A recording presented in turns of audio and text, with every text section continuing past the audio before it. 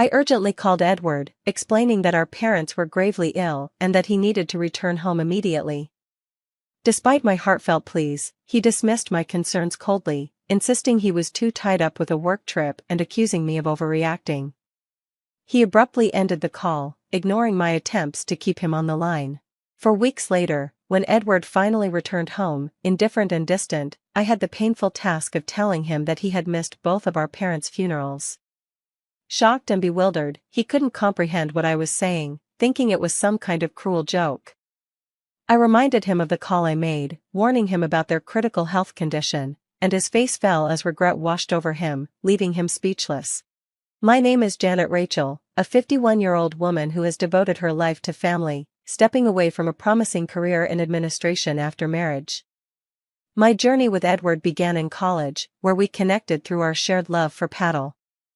Initially, our relationship was strained. Edward, the leader of the paddle club and focused on national competitions, was harsh and demanding.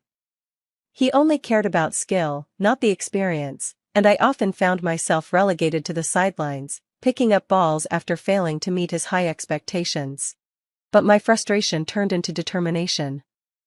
I practiced relentlessly in private, and during a practice session, to everyone's surprise, including Edward's, I successfully returned one of his challenging serves. That moment earned his respect and admiration, and for the first time, our relationship shifted from animosity to a budding connection. From that point on, my feelings for Edward deepened, despite his continued strict demeanor.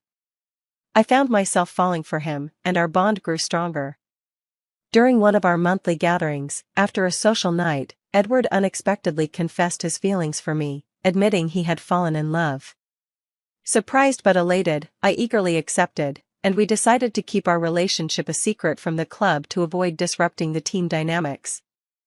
I was so in love that the secrecy didn't matter. Being with Edward was all I wanted. Our relationship endured beyond college, and we married when I was 23. At Edward's suggestion, I left my job to commit to being by his side. I was completely captivated by him, imagining a bright future together. Now, 25 years later, our life has settled into a more predictable routine. The excitement of our early days has given way to a comfortable, familiar life. My attention to personal style has relaxed, where once I meticulously chose outfits and applied makeup for every date, I now favor comfort and rarely wear makeup. As a homemaker who rarely interacts with anyone outside our home, I've embraced a natural look. Reflecting on these changes, I can't help but notice how much I've changed since my younger years. I've gained weight, and my appearance now mirrors the before photos seen in weight loss ads. This shift in how I look might be contributing to the more routine nature of our relationship, and I sense that Edward now sees me less as a passionate partner and more as a maternal figure. He even makes light-hearted comments, asking for coffee in a way that feels more like a caretaker's role than a wife's. This gradual transformation in our dynamic marks a significant evolution from those early days of love and ambition. Edward's parents live just a 20-minute walk away, and they have always been kind and supportive. In return, I visit them often, eager to help, especially as their health has been failing. My father-in-law is battling a serious illness, and the doctors have given him little hope. He expressed a wish to spend his remaining days at home, and we brought him home for palliative care. The strain has been heavy on my mother-in-law, who seems increasingly worn out by the burden of caring for him. As someone who doesn't work outside the home, I've tried to step in and support, but the toll of it all is beginning to weigh on me as well. I've been helping my mother-in-law nearly every day, yet it's clear that the full responsibility of caring for my father-in-law falls on her shoulders, and it's visibly taking a toll. One evening, she asked if I could stay the night to assist her, her voice filled with hope. I had to decline, though, because Edward, my husband, expects me to be home every night. My refusal left her disheartened, her disappointment clear. Edward has a commanding presence, and he's never been one to help with household chores. He expects dinner to be ready and the house in order when he returns, and leftovers are not an option. Any deviation from his expectations often leads to an intense reaction.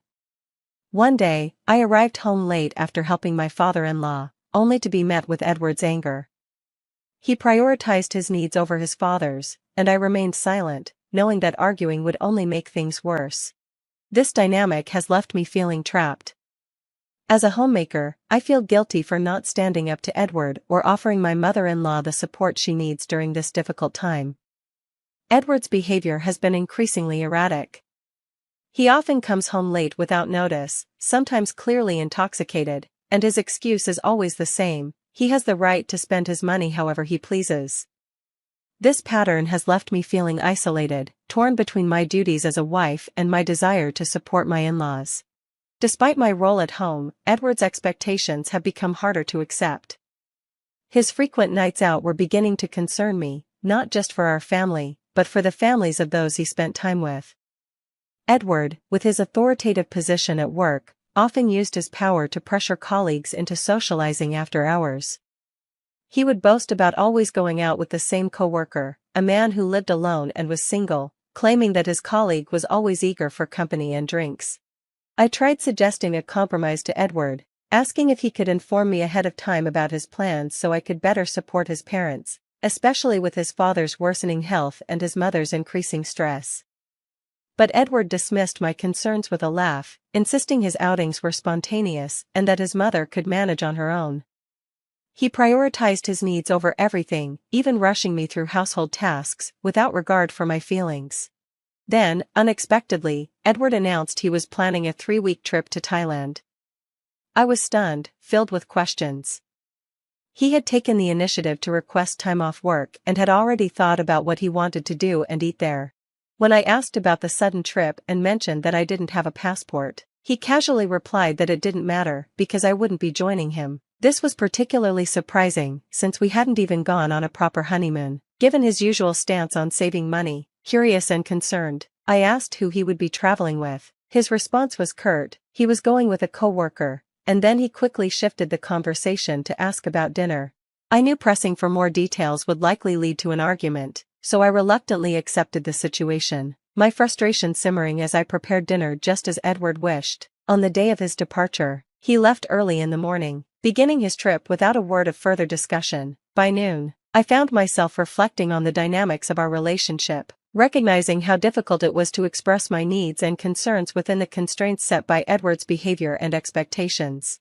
In a moment of urgency, I called Edward, only to be met with impatience. "What do you want? I'm about to board a plane," he snapped, irritation clear in his voice. I pleaded with him, explaining the dire state of his parents' health and urging him to reconsider his trip. But Edward dismissed me coldly, claiming he was on vacation and telling me to handle the situation myself. His lack of empathy stung as he hung up, leaving my calls unanswered thereafter. Murmuring a quiet promise of regret, I resigned myself to waiting for his return. 3 weeks later, when Edward finally came back, he seemed unaffected by the events that had unfolded in his absence. I confronted him with the news of his parents' passing, and he reacted with disbelief, questioning me as if I were playing a cruel joke. I explained the heartbreaking details of how his parents had deteriorated and passed away, despite my constant visits and care. Their sudden decline was something I couldn't prevent, and the guilt weighed heavily on me. My anger toward Edward grew, fueled by the memory of his parents' suffering and his complete disregard for their well-being. It was clear he had always placed his own desires above his family's needs, a fact that was impossible to ignore in the face of such tragedy. Confronting him, I accused him of prioritizing a leisure trip over the well-being of his parents. Edward's silence spoke volumes. He seemed unable to face the reality of his choices and the consequences they had brought. In that moment, my disappointment and frustration with him were overwhelming. His carefree demeanor after returning from his vacation stood in sharp contrast to the grim situation at home, underscoring the profound selfishness of his actions. My heart ached, not just for the loss of my in-laws, but also for the realization that the man I had hoped would stand by me in difficult times had chosen himself above all else. With a hint of sarcasm, I probed further, asking about his recent 4-week getaway, suggesting it might have been with a lover. Edward, seemingly defeated, admitted to his affair with Donna, a younger coworker who, in his words, brought him comfort like nothing I could. His confession revealed that his late nights weren't spent working late but with Donna, and he boasted about her qualities in comparison to mine, arrogantly undermining my worth. What came next was even more shocking. With his parents no longer around to object, Edward bluntly suggested a divorce, envisioning a future where he could live with Donna in our home, effectively telling me to leave. The proposal hit me like a blow to the chest. Having dedicated my life to being a homemaker at Edward's request, I had no income of my own and little confidence to start over. But the realization that he had chosen his mistress over attending to his ailing parents was the final straw. With firm resolve, I left him for good. I packed only the essentials and soon found refuge in a budget motel. A week into my new reality, Edward's call broke my peace. His voice was panicked over a missing checkbook. Unfazed, I informed him that the financial documents and accounts under his name were untouched at home, only the checkbook was missing. I had taken only what was mine, the savings I had built up over time and the gifts from my family, all safely tucked away in an account in my name. It wasn't part of our joint property, and I had no obligation to share it with him. Edward, however, was desperate. He had squandered his salary and bonus on his lavish trip and was now hoping to dip into my savings to cover his recklessness. For the first time, it became clear to me just how much Edward had taken my financial stability for granted. He expected me to clean up his mess, but I refused. I suggested he get an advance from his paycheck if he needed money that badly. It was his responsibility to face the consequences of his actions, not mine. As the conversation wore on, I couldn't help but fill him in on the harsh financial reality of his parents' situation. There would be no significant inheritance coming his way. His parents had lived off their pensions, and his father's healthcare costs had eaten through almost everything they had. I also warned him to vacate their rental apartment to avoid further costs. It was a reality check he clearly wasn't ready for, and he struggled to grasp it. With a newfound sense of independence, I told Edward he was on his own. I had no obligation to support him anymore. His reaction, full of disbelief and desperation, did nothing to sway me. His previous actions had already drained any sympathy I might have had for him. I couldn't help but laugh at his situation. After all, this mess was his own doing. His affair with Donna and the way he'd thrown me out of our home without considering the financial implications had brought him to this point. His concerns about his job and the potential fallout from his affair were of no concern to me. I made it clear that he and Donna were the architects of their downfall, and I had no pity for them. Edward continued to plead, acknowledging his mistakes, but I remained unmoved. I ended the call with a final warning of regret, and that was it. Any obligations I had to him were over. The divorce process began soon after. Edward was initially hesitant, mostly due to financial concerns and the fear of his actions becoming public, but eventually, he was convinced by legal counsel to proceed. The divorce marked the end of a chapter defined by his betrayal and financial mismanagement. Thanks to my lawyer's expertise, the division of assets was favorable for me. Edward, who had already wasted most of his savings, found himself in a precarious financial situation after the divorce. He struggled to make ends meet, even dealing with the fallout from having to clear out his parents' apartment and cover the rental costs. Donna, who had originally sought Edward for professional gain, quickly distanced herself when the affair became public. She saw no further use for him and moved on, leaving Edward even more isolated. After everything unraveled, Edward sought to reconnect with me indirectly through our lawyer. His attempts to win me back and request financial assistance were relayed to me with a hint of irony. The desperation in his voice as he begged for help only reinforced my decision to cut ties with him completely. His financial struggles and inability to manage his life after the divorce were a direct consequence of his own decisions. Meanwhile, I had begun to move forward. I decided to re-enter the workforce and landed a part-time job at a local convenience store. It was a brand new experience for me, and I found myself enjoying it far more than I expected. I quickly adapted to the physical demands, whether it was manning the register, managing inventory, or keeping the store tidy. The work was a welcome change, and my manager even mentioned that I might secure a permanent position. It was a small, but hopeful, step toward rebuilding my life. Looking back, I see this chapter not as a decline, but as a midpoint full of potential. The end of my marriage wasn't a setback, but a launchpad for new beginnings. As I navigate this next phase of life, I do so with a renewed sense of purpose and joy, eager to embrace whatever opportunities lie ahead.